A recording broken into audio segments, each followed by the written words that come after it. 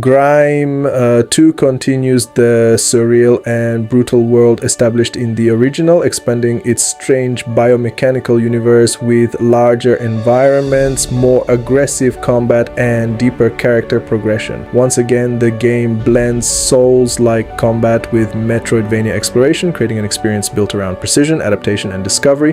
What immediately separates GRIME II from similar games is its atmosphere. Everything feels hostile, unnatural, and alive in ways that are constantly unsettling. The question is whether the sequel meaningfully evolves the formula,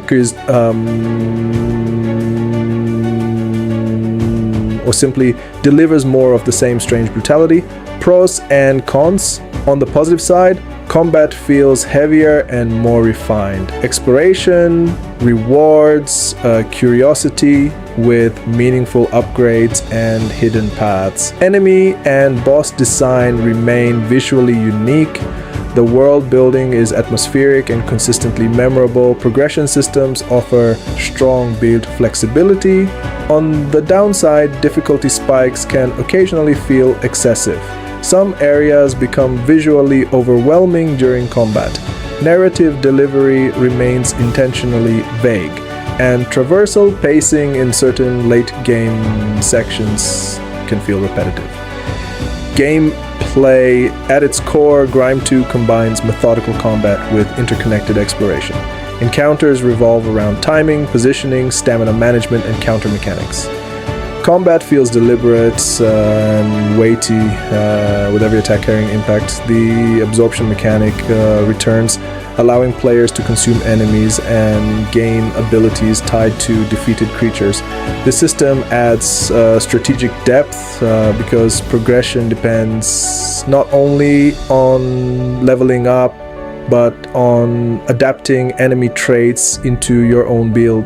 Weapon variety encourages experimentation. Faster weapons support aggressive mobility, while heavier options prioritize stagger damage and slower precision. Abilities and traits allow further specialization, supporting different playstyles throughout the game. Exploration follows a classic Metroidvania structure. New abilities unlock previously inaccessible paths, rewarding players who revisit older regions. Hidden upgrades, shortcuts, and optional encounters constantly encourage curiosity. Boss fights remain one of the game's strongest elements.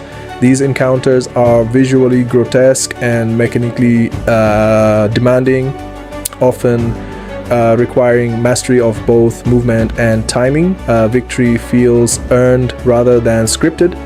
World and atmosphere. The world of GRIME II is surreal and deeply unsettling. Environments blend organic and stone-like structures into landscapes that feel both ancient and alive.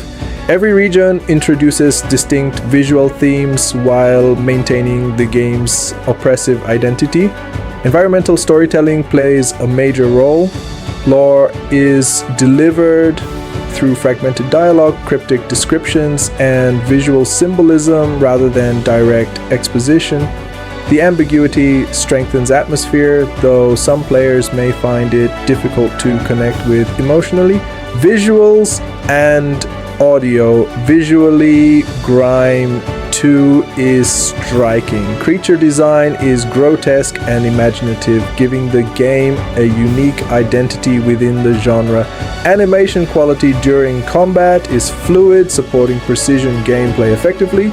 Lighting and environmental effects enhance the oppressive tone, though certain high-intensity fights can become visually cluttered. Sound design reinforces impact. Combat audio feels heavy and satisfying, while ambient environmental sounds maintain constant tension. The soundtrack complements exploration without overpowering the atmosphere. Final verdict.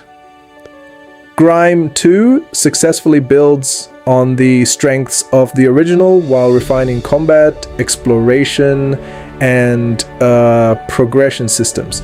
It remains strange, demanding, and unapologetically atmospheric.